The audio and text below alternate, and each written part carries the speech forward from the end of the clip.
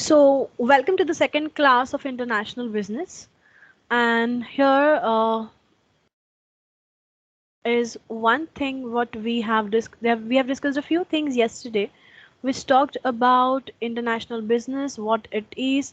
So yes, it's a simple venture wherein you talk about making profit and now, whether it is within your domain or whether it is outside the domain, that matters. And thus, the division of business is into two parts.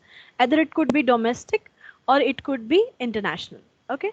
So, basically, international business, this is a pictorial representation of international business wherein all the countries across the world are interchanging their ideas, their products, their services, so on and so forth, right? So I have given a definition of international business yesterday also, and I would like to repeat this today, wherein in simple terms, international business implies the conduct of business activities beyond the national boundaries. It is much wider term comprising of all the commercial transactions taking place between two countries. Now, what does it mean? It means you are crossing your national border at the same time. It is a term which says that which comprises of a commercial transaction. You're making a transaction which is of business orientation between two countries, and these transactions include sales, investments, transportations, which may take place by government or private companies with or without an objective of making a profit. So even you can say that there are companies which are having an international business. Sometime they start with an objective of having profit and sometime they may not, because government sometimes even have some transactions with other countries with a profit, with a motive of not making any profit. So the reference is mentioned over here, that this particular definition is taken from Rakesh Mohan Joshi's book of international business, page number 35. Going to the next definition.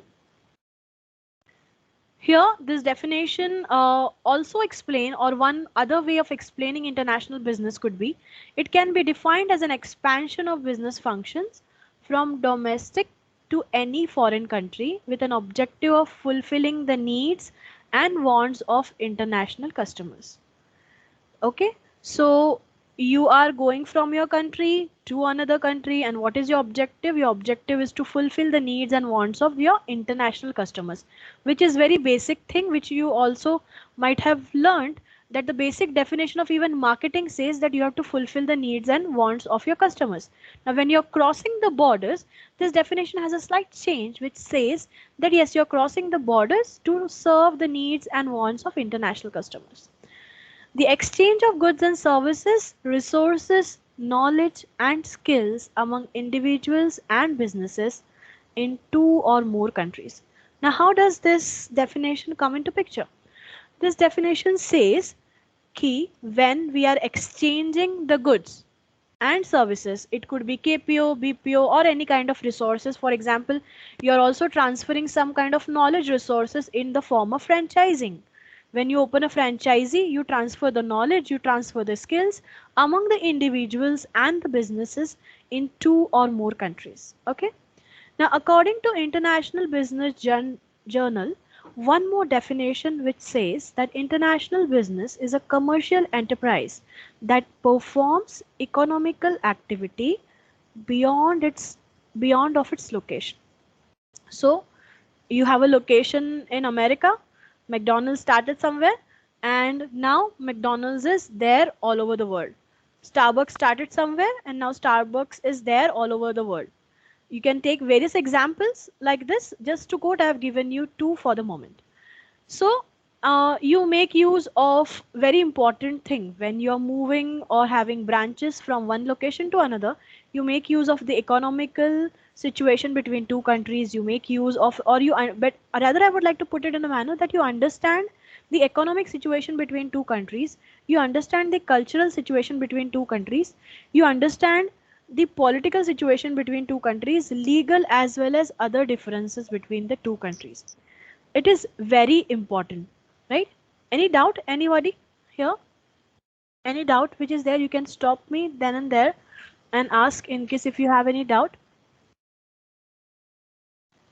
I'll wait for a moment in case if you have a doubt anywhere. Any doubt? Anyone? Is it clear so far? Yes, Samadhi, ma'am. Fatim, No doubt. Fatim? No doubt? Okay. Okay, so let's go ahead. So here I was talking about the definition of international business. So you can always refer to this. You would be given the slides. Once the unit is over, the slide is there for your studies, for your reference. You can keep it for your records. Okay. So once we finish off unit number 1, I will give you the slides on your email IDs or whichever medium would be the best. Okay. So here we also discussed yesterday that how the evolution of international business took place. Like from East India Company we started, and then we also have discussed about the effects of world wars, because of which we also have seen that somewhere the industrial revolution went down, it went into slump, then it again came back. And then people started feeling somewhere that yes, because of the world war, somewhere we are not happy with what we are growing, or the economic conditions have been very much impacted. So the doors were opens to by some countries to let the other people come, and they can you make use of each other's core competence. For example, let's not go further, but only for your understanding sake I would like to explain this example. Like in some parts of Maharashtra, some people grow wheat and some people grow rice. So the climatic conditions are not very favorable that you can grow everything everywhere. Like the strawberries come from Mahabaleshwar or the nearby areas, but you cannot say that I will grow strawberries in Nagpur, or you cannot say I will grow strawberries in somewhere wherein it is a very heated region, or wherein there is a quite temperature is quite on the higher side. So similarly, you can expand this example on an international business module, that yes, the countries which have got their core competence in growing something, just because they are better in doing something, we can take their help in doing that, and in exchange we can give something which we are competent at. Understood the point? Is it going good so far?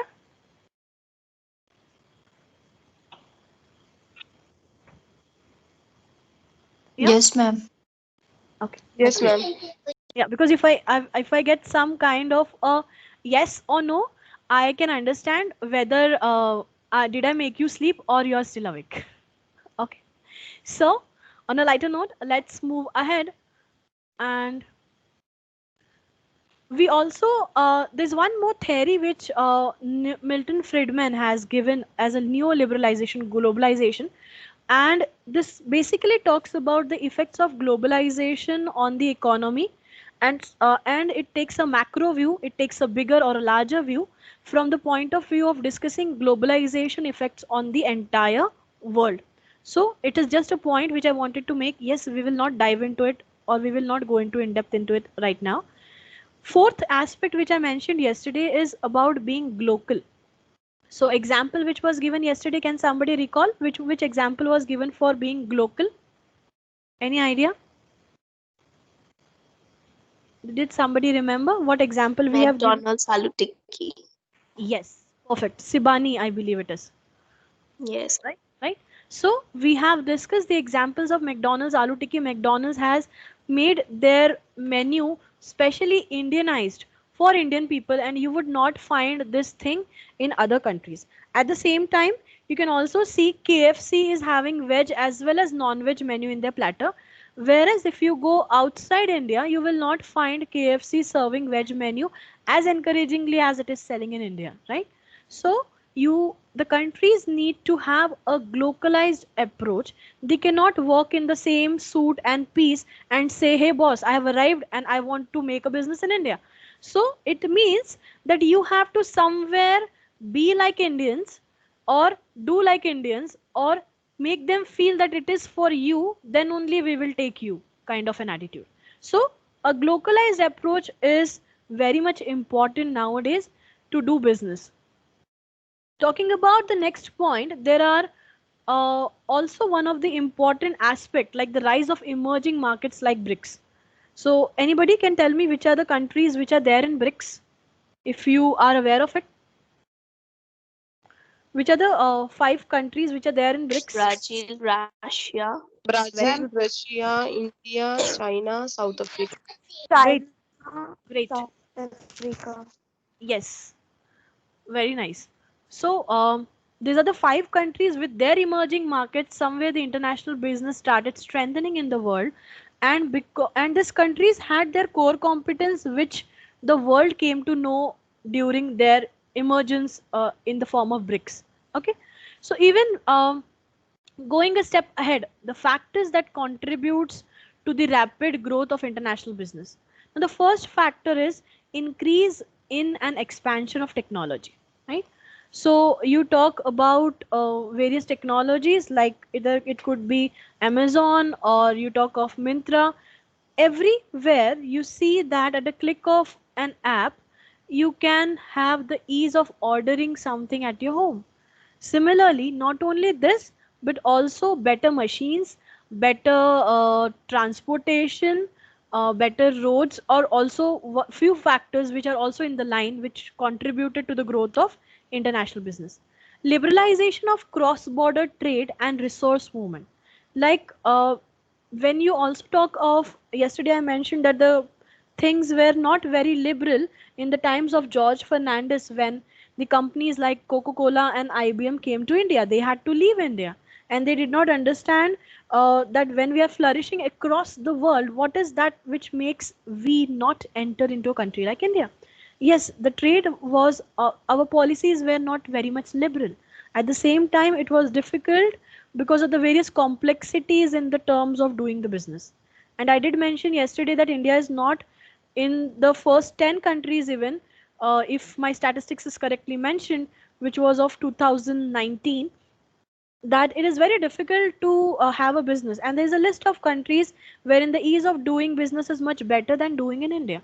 So you can see the other countries who have liberalized their policies much better manner. For them, they get better FIIs, they get better businesses, and at the same time, their local people also get benefit by this. Now, how and what factors in what dimension people get to benefit, that we will discuss in the coming um, course of the sessions, which we would be having lined up in the next few months. Coming to the next point, development of services that support international business. So there are various services like infrastructure, there are services like telecom, there are services like back-end labor, you have back-end process people who are supporting. So these are the various skilled labors, or these are the various skilled people, employees, who have also contributed their share in growing the international business. Growing consumer pressures, as I did mention you yesterday, that yes, there is a growing consumer pressure that why can't I wear a dress which is designed by Zara? Why can't I wear something which is not available in India, but then yes, I would like to order it with Amazon. So with the growing consumer pressures, people realized that they have to become competitive, and uh, that's wherein it made an entry of international business when people had sophisticated designers, they had sophisticated machines which designed much better things in fashion industry, and that's wherein the entry of Zara and the other brands came into India. Nevertheless, the contribution of Indian fashion industry is also there. So it made the things very competitive, and which is actually a fifth point, which says that yes, there is an increased global competition. People have found that within their home market, like India, if I don't cater to the needs of restaurant industry properly, and if I don't have a proper restaurant in India wherein the corporate people in India or outside India can be given a proper service, then yes, then somebody would knock at the door of our country and would make a easy, I can say easy business, because there was nobody who was giving as better service as this foreign brand or a foreign hotel brand is coming in into and giving it to you, right?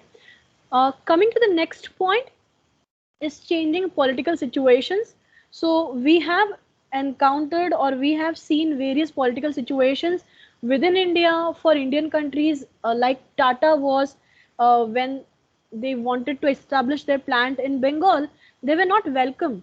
So then they shifted their plant to Sanand and in Gujarat, and it was a much welcoming place. So similarly, what we see in India, it also happens at a global level that companies are not welcome in some parts, in some countries. So these companies remove all their operations from their country and go into a much favorable zone.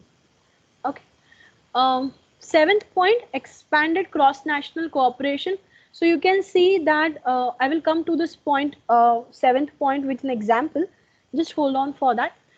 Fifth, and the sorry, eighth and the last point is stagnation in some of the developed markets.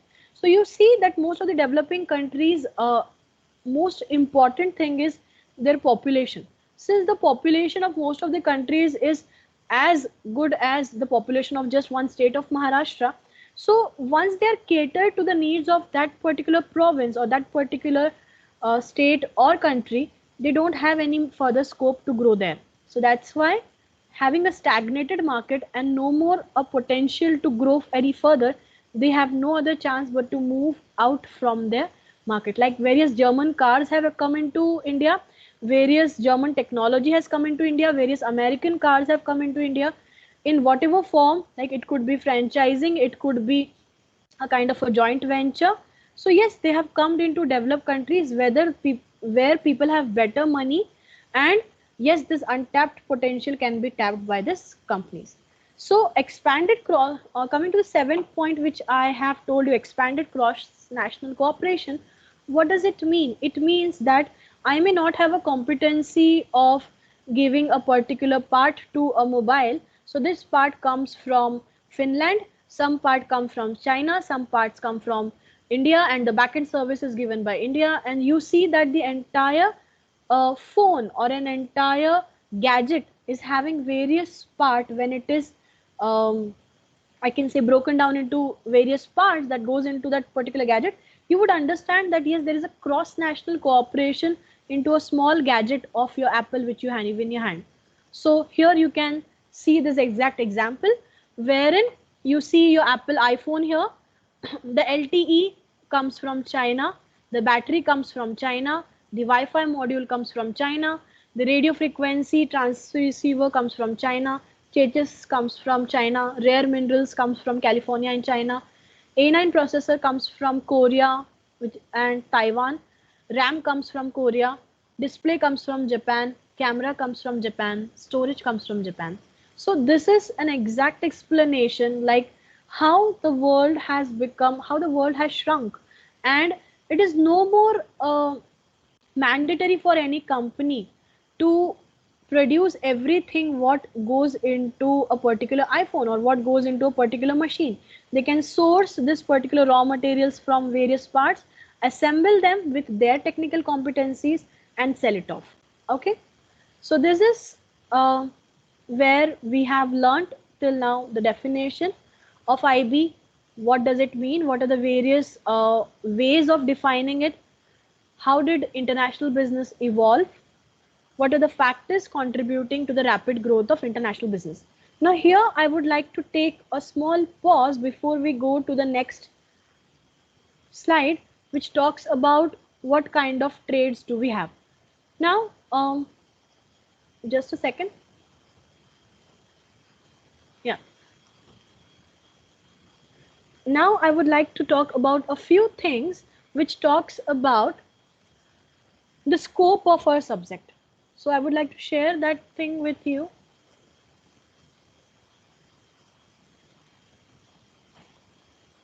Give me a second.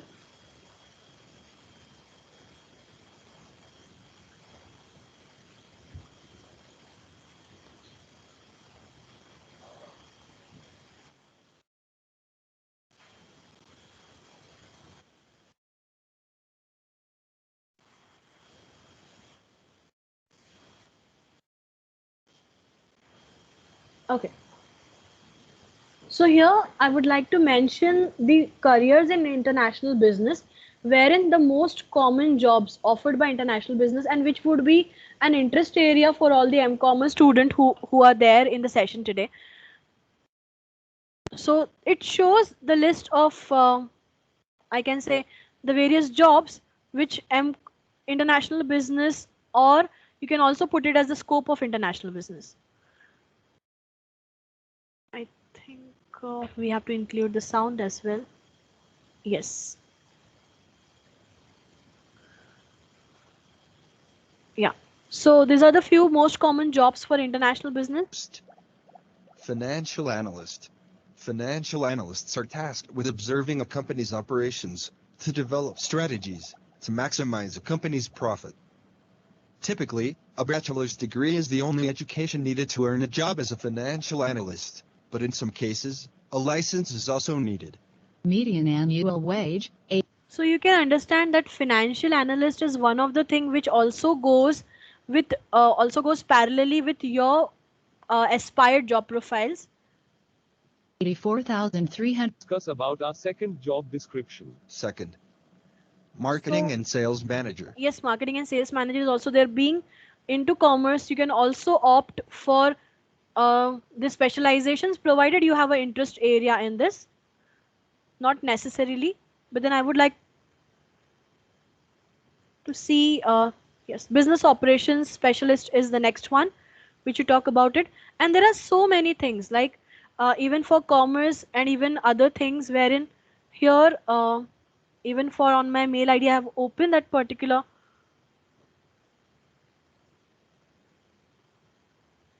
here 5 most important careers in your international business.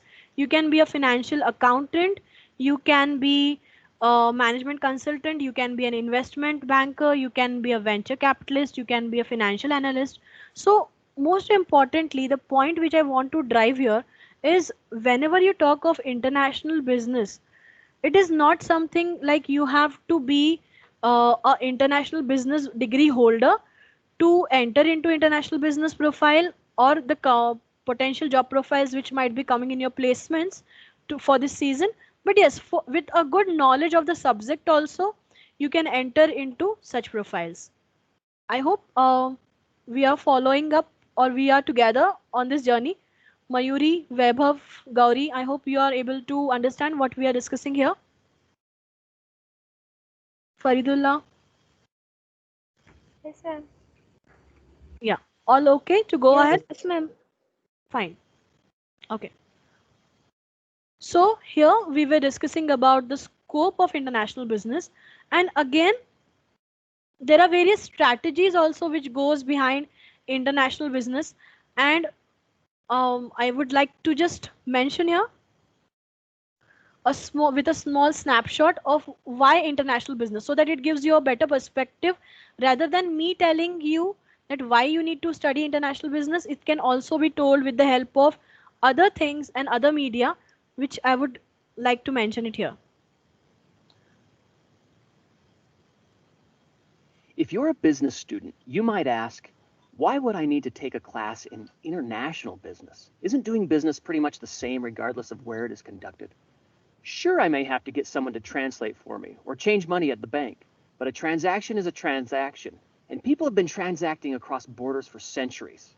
Moreover, you may have vacationed, done volunteer work, or even been an exchange student in another country. You recognize that there are differences, but how does that really hinder me from doing business? After all, we are all human, and for the most part, we all must produce and consume to stay alive. Besides, how different can international business be from domestic business? Well, it turns out that international business is often quite different from doing business in your home country. International business is technically defined as all commercial transactions, including sales, investments, and transportation that take place between two or more countries. In other words, it is the act of doing business across national borders. The reality is that when you cross national borders, many of the taken for granted assumptions about the way the business world works need to be re-examined. Take opening up a restaurant in the United States, for example. When you do business in the US, there are many external factors that are fairly consistent across companies and even industries. You assume that you can pay your employees what you want, as long as you don't go below the minimum wage, and meet other basic work requirements, all of which are readily available. You can assume that these requirements will not change much over time. You can also assume that the government will not mind if you open up another restaurant. As long as you get a business permit and a food license, you're good to go.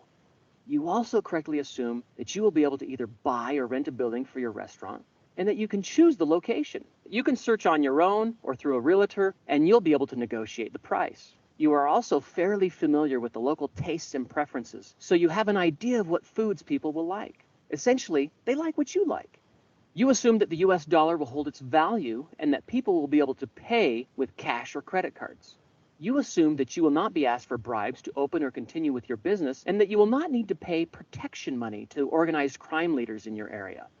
Finally, you assume that you will be able to use social media and the internet to advertise and offer online reservations. Most of these assumptions may sound pretty silly. Of course, I'll be able to choose the location of my restaurant. Of course, the US dollar will be an acceptable form of currency. But when you do business internationally, all of these assumptions need to be questioned and modified to address the realities of a global environment. In an international setting, things that were just assumptions can no longer be taken for granted and become paramount to your success. These differences across nations could be as stark as the differences one might find in doing business across planets. While you may have thought about international business before, you've probably never thought about interplanetary business. Yet, believe it or not, some people have, and they are not all Jedi or Trekkies. PayPal, for example, has a galactic initiative to figure out what future space travelers would use as cash. They admit that this would not be a reality anytime soon, but nonetheless, they want to be ready when space tourism and other out-of-this-world opportunities begin to take off. While we still haven't found intelligent life on other planets, you can imagine that if we did, there would be plenty of people wanting to do business with them. These foreign planets would represent untapped markets for your products and services. For instance, let's say you are a successful watchmaker and that your watches are sold all over planet Earth. If it were a possibility, there are 3 main reasons why you might want to start selling beyond Earth. First, you have been doing well, but because there are no new areas to expand, your business is not growing. However, one day in your intergalactic travels, you find a planet whose inhabitant life forms are, as you like to call them. Okay. So it mentions majorly about the various reasons why international business has to be done, how it could be done, and it is going a bit further also, wherein it talks about why should you go beyond your, I can say, beyond your untapped potential, or just to tap the potential of the other country. So here, the few aspects which I wanted to make why international business has to be there has been covered. So before I go ahead, if you have any questions, if you have any questions for me, please let me know. Otherwise, I would like to go ahead for the session. Any questions where you did not understand anything, or shall we go ahead for the session? If you have any questions, Bhagyashri, Azima, Sibani, Gaurangi, Mayuri, Said, Ashay, any questions for me till time? Okay. No So question. okay, so I hope you are understanding what we have started with the journey of international business. And with this, I will make a move ahead wherein I would like to talk about the international business in the forms of 3 forms. One is exports. Now, whenever you enter into international business, it may not necessarily be the thing that you enter or you start producing there. It can also be export, which is the most common form in India. So we have various fruits getting exported. We have various geographical indications, like even Kolhapuri chappals get sold outside. We have coffees getting sold outside. We have cashew nuts getting sold outside. So many things. There's a long list of things, right from Alfonso mangoes to Kolhapuri chappal. We have so many things getting exported outside India. So this is one way of doing an external trade. The second thing, when you talk about it, it refers to buying of goods and services from foreign countries. Either you export it or you import it. Both are of the form of external trade or international business. The third one is entry port, that is re-export. So what does it mean? It refers to the import of goods not for the consumption in the home country, but for exporting them to the other country. Now this type of trade occurs at duty-free ports, right, where these goods do not have an additional import or export duties or taxes placed upon them. Thus, UAE may have engaged in re-export of goods to Iran as a way for Iran to avoid US trade sanctions against it. So this is also one way where you can look at this way of an external trade. The examples of international firms are already known to you. There are a few firms mentioned over here like Apple, Coca-Cola, HUL, P&G, Adidas, IBM, Sony, Microsoft, Philips, etc. Okay. Now, before we go ahead a little bit, I want you now to open your chat section. Okay. And there would be a screen in front of you. So let me see how many international brands can you identify from the coming slide. Okay, are you all ready for it? Shall I show you the brands? I want the answers not to be told, but I want you to type the answers in the chat section if you are really aware of whichever international brand's logo you can identify. So here it is. So tell me how many brands can you mention, or how many brands do you know? You can write it in the chat section so I can see with your name how many international brands do you really know from here.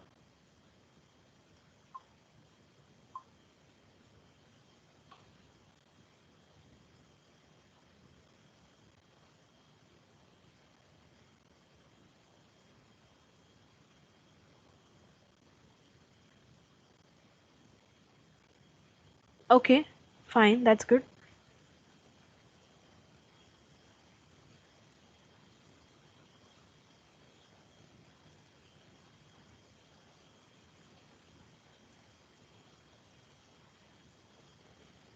Mhm.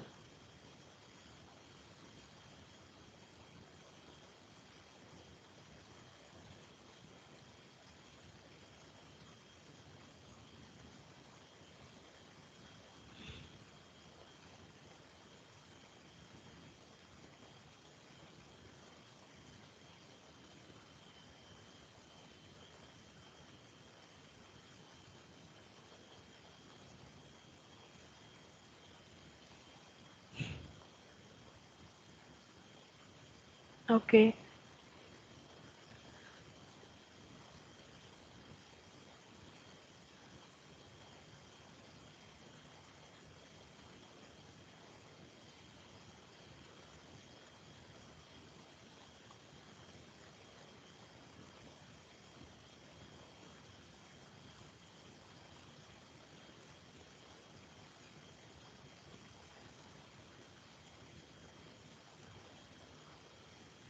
Where is Apple here?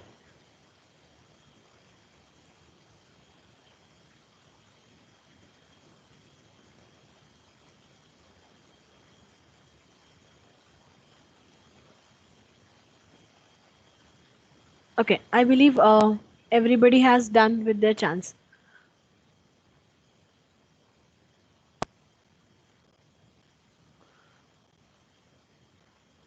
So rest of the brands which you are not able to identify, take this as a screenshot and try to find the brands. Okay. So most of the people are not able to decode. I will not tell you the answer. That will actually kill the crux or kill the fun of the session. This brand most of the people have identified. This brand they have identified. This brand is identified. This is also identified. This is identified. This is identified. How many of you have identified this brand? Can you speak? I hope you can unmute yourself.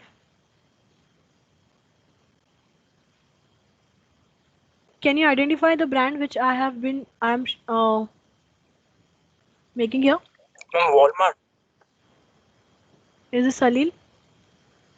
Yes, ma'am. Okay, you have already mentioned in the chat section. Which brand is this one? No idea, ma'am. This one? Ma'am, Spotify maybe. Sorry? No, that's Spotify. Ma'am, Spotify. No. Okay, do one thing. You can take a snapshot or a screenshot of this. Uh, some of the brands have been really correctly mentioned by the students, but some brands you are not able to identify. So take a screenshot of this and try to find the brands, and we will again no, because if I tell you every answer, it would not be really good on my part. Okay, so there are various students who have written down the brands over here. So some of the brands have been identified correctly. Just try to identify a few brands and just make yourself familiar with other brands as well. Okay, so till now we have seen this other things of international business wherein yes, international business, what is the definition, what does it mean, what kind of scope it is, and what are the various factors that are contributing to it. I would like to go with one more point for today's session, which is here, the importance of international business. So we'll be covering, we won't be able to cover all the points today, but then yes, let's cover a few points of international business wherein we talk about in next 10-15 minutes we can cover up a few points, not all the important points. So importance of international business, the first thing says that through the export of goods and services all over the world, it helps you to earn valuable foreign exchange. Okay, so this is one important thing that why people get into international business. Second, get benefits from the government. So it gets many financial and tax benefits for the government. For example, Hyundai unit at Sri Perumpudur, if I'm reading it correctly, pardon me if I have not read it correctly, Tamil Nadu, it's a place there in Tamil Nadu wherein it gets so many tax benefits from the government. Similarly, there's a place in Himachal Pradesh called as Baddi, Baddi. Now this place is actually having no taxes or very low taxes, so which I can say which is a kind of a motivation for the companies to go and establish their manufacturing units there. And this is the way how state governments, or you can also say the governments of different countries, would like to attract the various investors and the companies in their own region, and thereby the region also develops. So if you don't have a competency of developing by yourself, you invite other companies to come into your province, to come into your country, and then they establish their business, and thereby they also give some kind of an employability to the locals also, right? So uh, there are various companies which get into a contract for doing this. For example, the famous case of Hero and Honda. Now, Hero and Honda, how many of you know which company this is Hero Honda? Which country does it belong to? Any idea? Any idea? Which country does Hero Honda belong to? I think Hero is an Indian Japan. company and Honda is a Japanese company. Mm, is the last person who spoke, please come again. Hero is an Indian company and Honda is a Japanese company. Okay. Any other answer? Any other answer? Okay. Find it out. Okay. So there are few things which you need to find out so that you remember the session, and I will not be giving answer in today's session, I will be giving answer in the next session. So yes, Hero Honda is not purely, it is a merger of two companies, uh, right? So Ayush, even I would not even tell you, because so that the other people can find out, let there be a curiosity to for them to know that which actually is a country Hero Honda is made up of.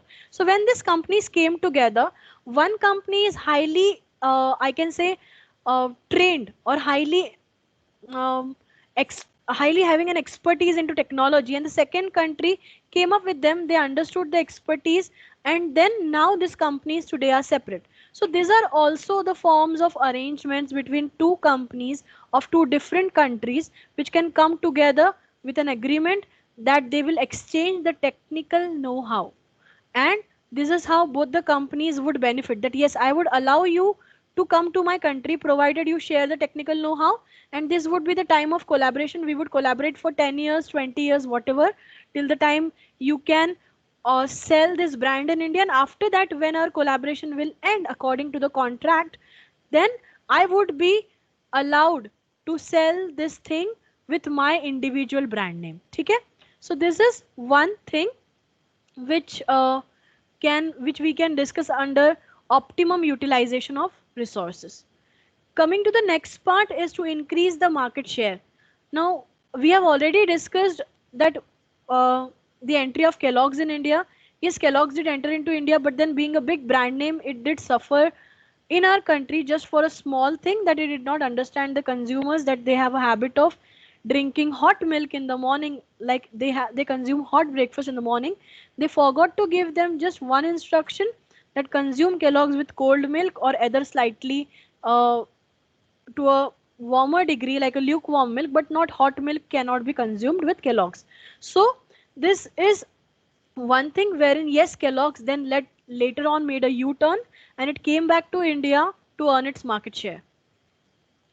Increasing competitive capacity. Now, international businesses produces high quality goods at very low cost by using superior technology, by using their best management techniques, marketing techniques, and they spend a lot of money on advertising all over the world. So it can fight the competition from the foreign companies like digital payment, use of I can say artificial intelligence, which we have discussed yesterday, Six Sigma products. Like if many of you know, which is the company which produces almost better than Six Sigma in terms of car companies? Any idea?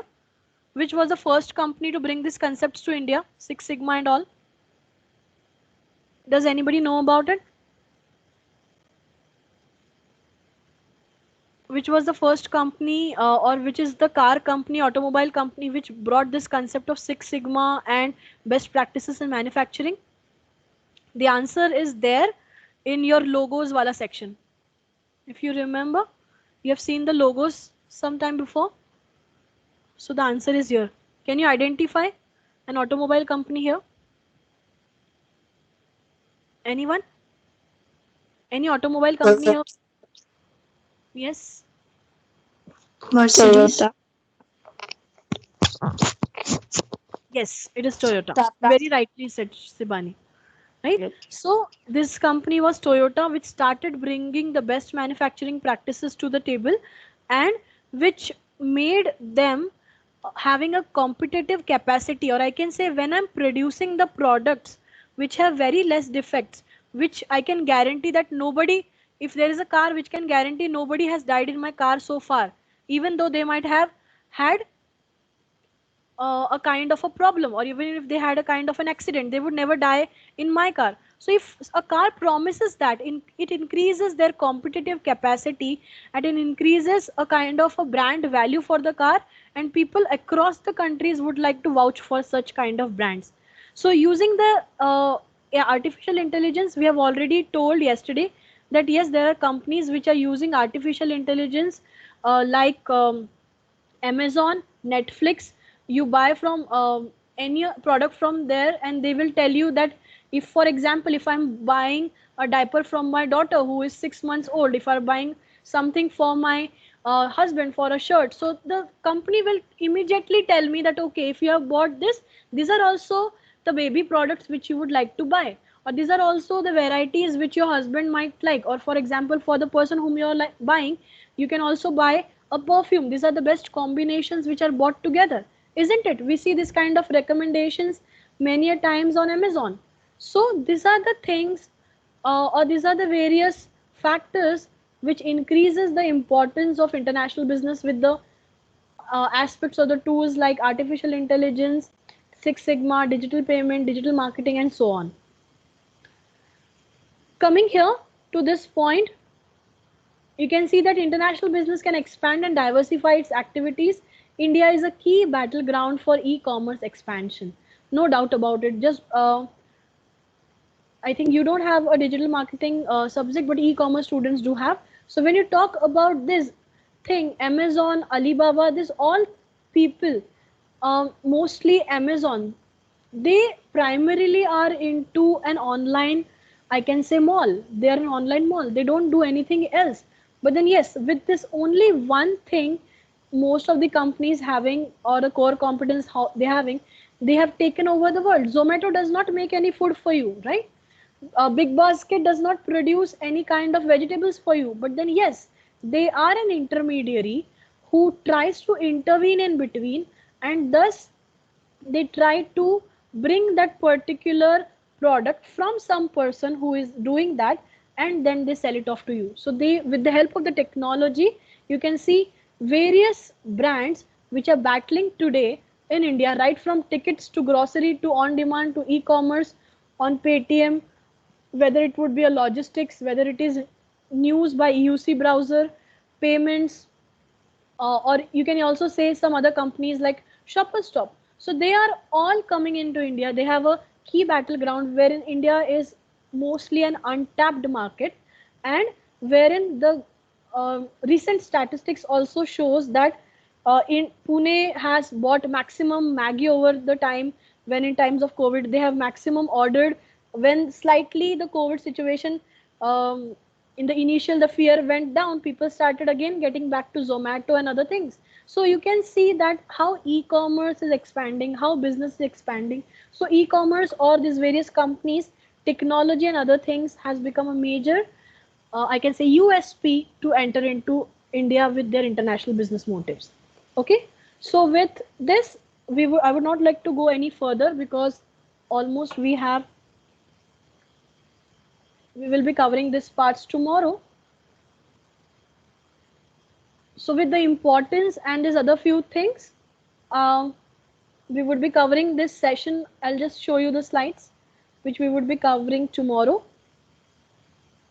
We will complete importance of international business tomorrow, and also the nature and scope of international business here.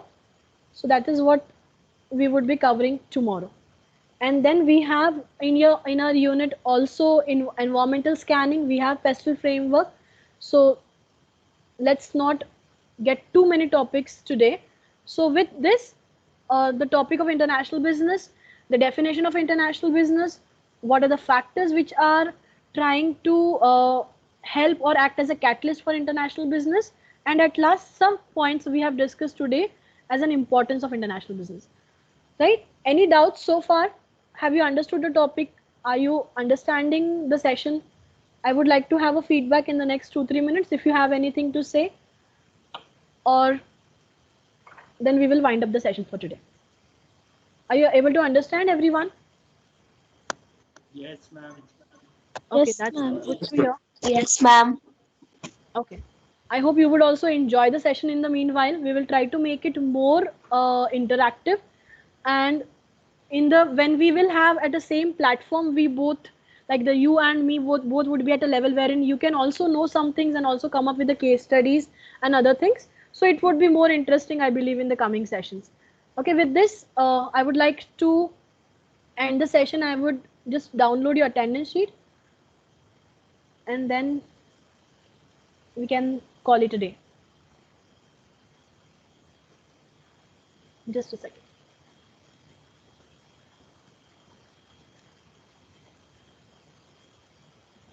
Yeah. And one small request from my side, or you can also take it as an advice from my side. Whatever we are learning for international business, if you would like to take the screenshots on your mobile or whichever way, try to see that you revise that topic that day only.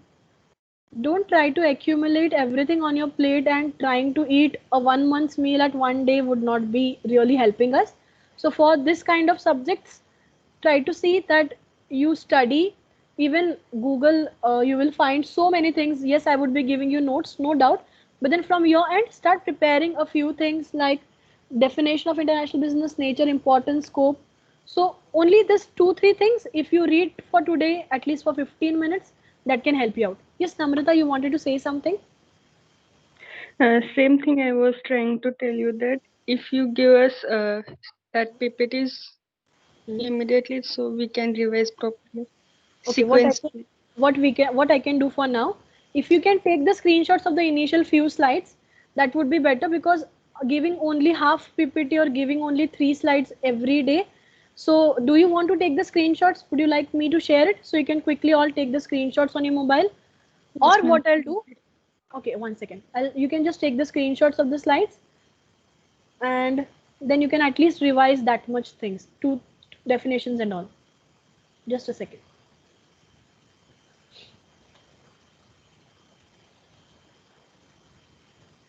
Because till the time we meet offline or you have an access to your library, yeah, just a second. You can take the screenshot. I'll just make the slideshow. Here. So can you take the screenshot? If it is done, I will move to the next slide. Yes, ma'am, it's done. Everyone else Yes, ma'am. The next definition,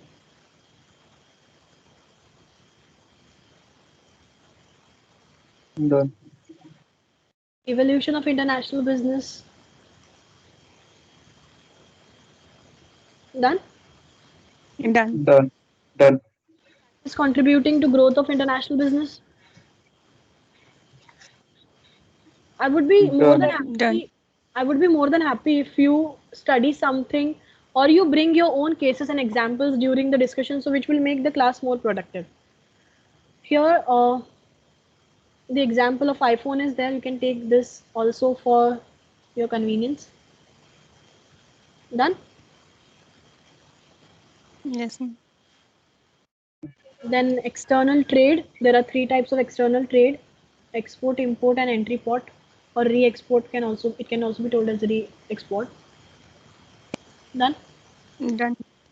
Logo quiz you would like to take for yourself, so you can know which brands are this. And I would ask all of you tomorrow this question again. So please do your homework, a small homework, to just identify the brands which are there. Done. Done. Importance of international business we have covered. This one slide is there, and the last one is there, Done. and this one. Okay, done. Okay. So this also you can take in case if you are interested to write it as in your copy. Like whenever you write an answer, it would be more than. Uh, it is much better to write it with examples. So I would appreciate that if you put in more examples in international business, which I would also be bringing to the class.